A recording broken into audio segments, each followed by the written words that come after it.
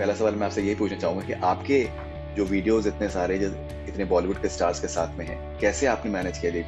You have too many I think stars on your side. ये ऐसे शुरू हुआ कि जैसे हम मेरे हस्बैंड हैं और हम लोग हम साथ साथ ट्रैवल करते हैं हर जगह, और हम लोग का दुबई भी और आपका जर्मनी, अमेरिका और लंदन में विजिट्स रहते हैं। और तो क्या होता है कि कॉन्टेक्ट्स होते हैं और आपके जो आपका करीबी मिलने वाला है, तो वो फिर इस तरीके से मुलाकात होना शुरू हुई। तो इस वजह से जो है स्टार्स हमारे साथ हो जाते हैं।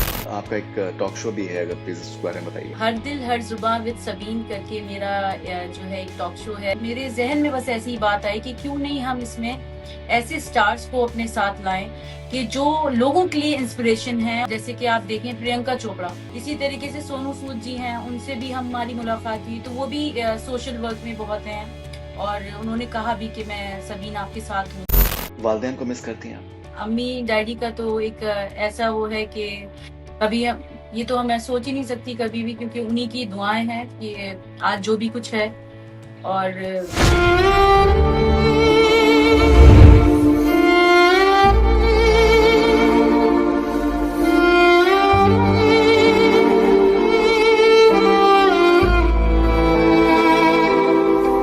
डॉक्टर सबीन, वेलकम, कैसी हैं आप? जी, बहुत-बहुत शुक्रिया। मैं बहुत अच्छी हूँ और आपसे मिल रही हूँ आज। और मतलब मेरे लिए इससे बड़ी क्या खुशखबरी होगी और क्या, मतलब कि मैं आज आपके साथ हूँ, जो बॉलीवुड में मतलब कौन-सा स्टार है जिसके साथ आप नहीं थे, तो ये तो हमारे लिए एक खुशकिस्मती है। शुक्रिया बहुत-बहुत। नहीं नहीं, थैंक यू वेरी मच। और मैं तो आपसे पहला सवाल मैं आपसे यही पूछना चाहूंगा कि आपके जो वीडियोस इतने सारे जो इतने बॉलीवुड के स्टार्स के साथ में हैं, तो ये जी। कैसे आपने मैनेज किया?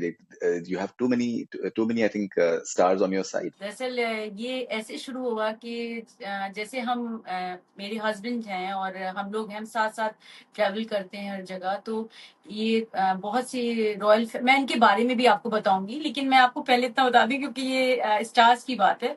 तो बहुत सी रॉयल फैमिलीज के पास भी जाते हैं, इनको भी देखते हैं। और हम लोग का दुबई भी और आपका जर्मनी, अमेरिका और लंदन में विजिट्स रहते हैं। और तो इसी तरीके से मुंबई में और हर जगह। तो क्या होता है कि कॉन्टेक्ट्स होते हैं और आपके जो आपका करीबी मिलने वाला है, तो वो फिर इस तरीके से मुलाकात होना शुरू हुई। और वो होती चली जाती हैं फिर, और चीजें अच्छी होती रहती हैं। तो इस वजह से जो है स्टार्स हमारे साथ हो जाते हैं। ऑलराइट। उनको भी कहीं ना कहीं हम अच्छे लगते होंगे जब भी वो हमसे भी जुड़ जाते हैं। और आपका आपका एक टॉक शो भी है, अगर प्लीज उसके बारे में बताइए। जी, हर दिल हर जुबां विद सबीन करके मेरा जो है एक टॉक शो है, जो मेरा एक इनिशिएटिव था, क्योंकि मेरी बीइंग अलाइव फाउंडेशन है जिसकी मैं प्रेसिडेंट हूँ।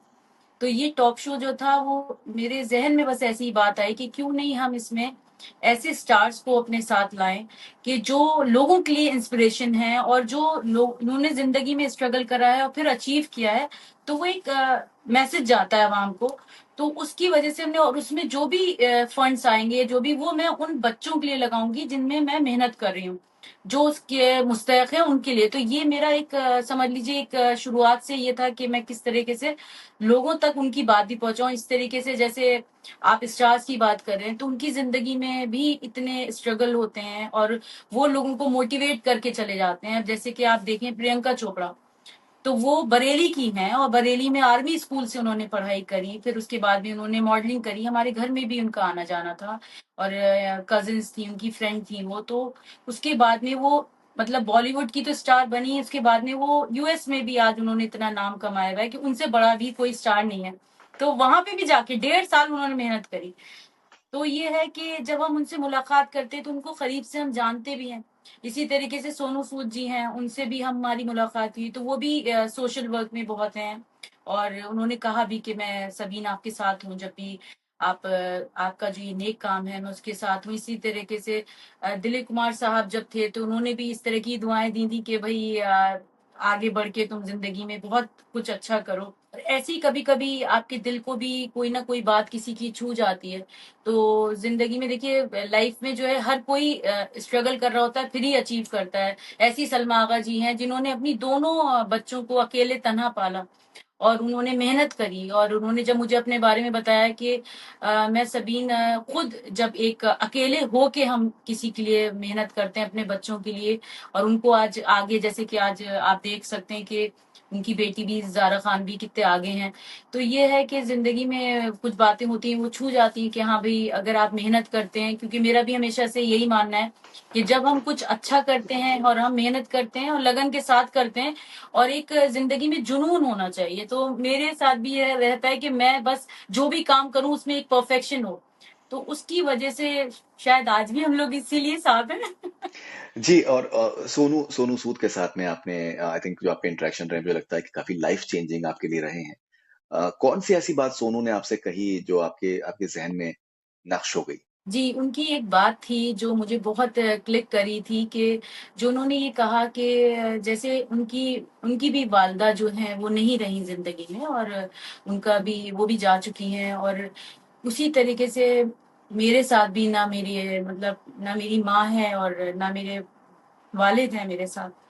तो मैं तो ये बात बोल भी नहीं पाती हूँ, ख़ैर अभी भी नहीं कह पाती हूँ किसी के सामने और मैं हमेशा ये कहती हूँ कि वो जहाँ पे भी हैं वो मतलब वहीं पे हैं, तो इस वज़ह से मेरा अलीगढ़ जाना भी बहुत कम हो गया है कि मुझे ऐसा लगता है कि वो वहाँ नहीं है अगर, तो मैं वहाँ पहुँचूँगी तो मुझे ऐसा लगेगा वो नहीं है और यहाँ मैं रहती हूँ तो मुझे लगता है कि वो वहीं है। तो एक ये चीज़ है कि उनकी भी वालिदा नहीं है, उनकी जो उनके साथ उनकी एक मतलब एक कह लीजिए कि वो इतने नज़दीक थे उनके कि उनके जो लेटर्स थे और वो अपने साथ रख के वो उन्हीं से वो सुनते थे और वो आगे बढ़ते जाते थे उनकी दुआओं की वज़ह से, उनकी उसकी वज़ह से और उन्होंने जो एक बात और कही थी जो मतलब काफ़ी असर करती है कि हमें ज़िंदगी में आज में जीना चाहिए और हमें आज ही से अच्छा कुछ करना चाहिए। अगर हम आज में रह के हम ये ना सोचें कभी ज़िंदगी में कि जब हम बड़े होंगे या हमारे पास कुछ होगा तब हम कुछ करें। हमारे पास जो भी कुछ है तो हम आज ही से अच्छा करना शुरू करें तो यकीनन आपकी ज़िंदगी बदल जाती है। राइट, वालिदैन को मिस करती हैं आप? वो तो मेरे साथ ही रहते हैं और अम्मी-डैडी का तो एक ऐसा वो है कि कभी हम ये तो मैं सोच ही नहीं सकती कभी भी क्योंकि उन्हीं की दुआएँ हैं कि आज जो भी कुछ है और उन्हीं की वज़ह से जो भी है वो आज उन्हीं की वज़ह से है क्योंकि मेरे जो डैडी थे वो भी बहुत मतलब जिस तरीके से मतलब ये बात कही जाती है आपको पता नहीं इतना नहीं पता होगा कि बहुत से लोग बोलते हैं कि तुम्हारे अंदर ये चीज़ कहाँ से आई, ये डिसिप्लिन, ये तरीका, इस तरीके से तो वो सब डैडी की तरफ से है। उनको जो था वो बहुत रूटीन में रहते थे, जैसे एक आर्मी लाइफ़स्टाइल होता है, उनका वही था कि जल्दी सोना है, जल्दी उठना है और इस तरह से आपको हर टाइम से हर चीज़ करनी है। और बचपन से मैंने देखा कि अम्मी और डैडी किस तरीके से लोगों की मदद करते हैं। जब वो चले गए तो उनको किस तरीके से लोगों ने दुआएँ दी और वो चीज़ें हमें बाद में पता चली कि वो इतनी चीज़ें अच्छी करके गए, तो शायद वही चीज़ें सारी आप सीखते हैं और वो आपके सामने आती हैं।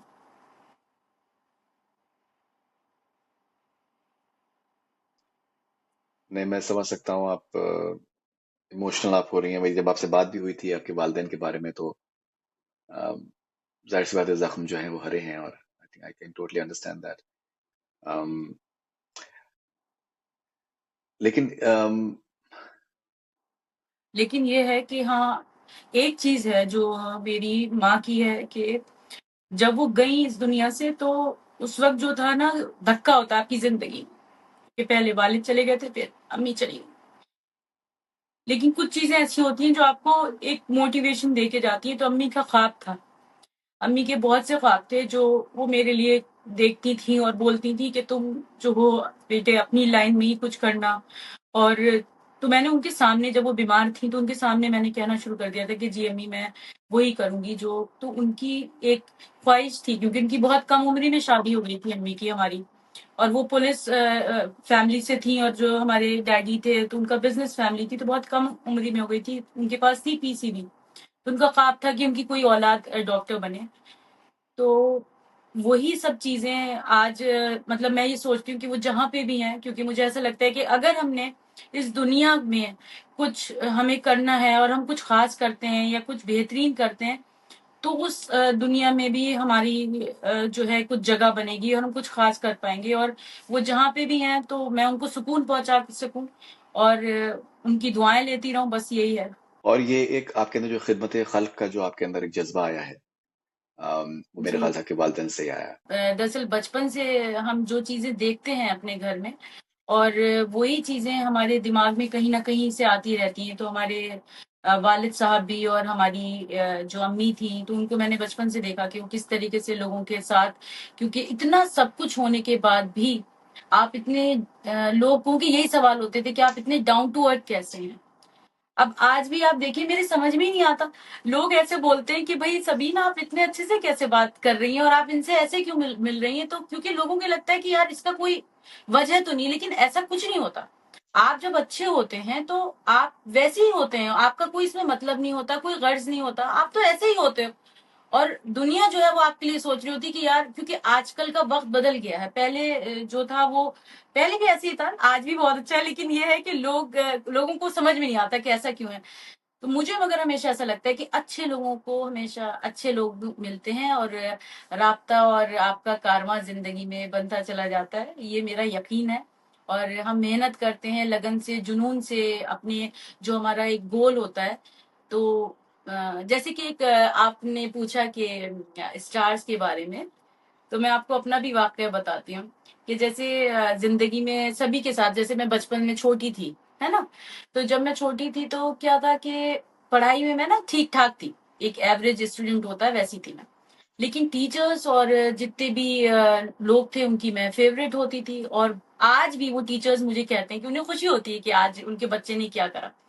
तो वो जो उस टाइम के जो वक्त था, तो उसमें फिर हम खैर ऐसा भी नहीं था कि प्रीफेक्ट भी बने, सब हुआ। लेकिन जब 10th में मेरे मैथ्स में मार्क्स कम आए तो मैंने सोचा कि यार मैं कर क्या रही हूँ, ये मैं क्या कर रही हूँ अपने साथ। और मैं अकेले बैठे कमरे में बैठी और मैंने कहा कि नहीं, ऐसा नहीं होना है।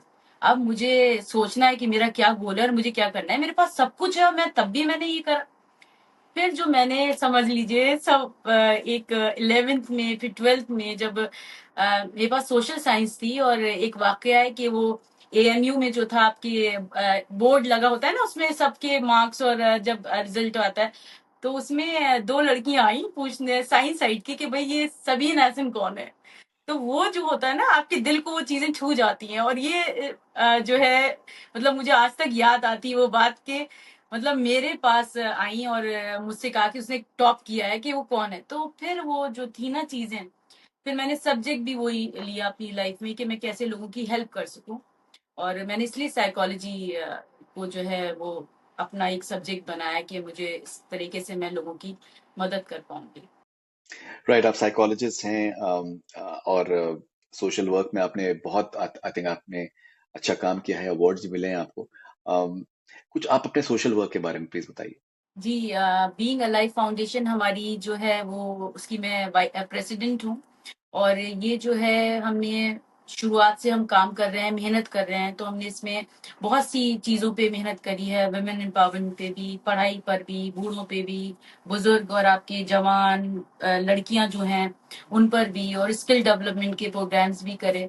फिर स्लम्स में जाके मैंने सेशंस लिए, मेंटल हेल्थ सेशंस लिए। इतना सब कुछ अच्छा होता चला गया कि पहले मैं इंडिविजुअल सेशंस लेती थी, उसके बाद में ग्रुप सेशंस में आए।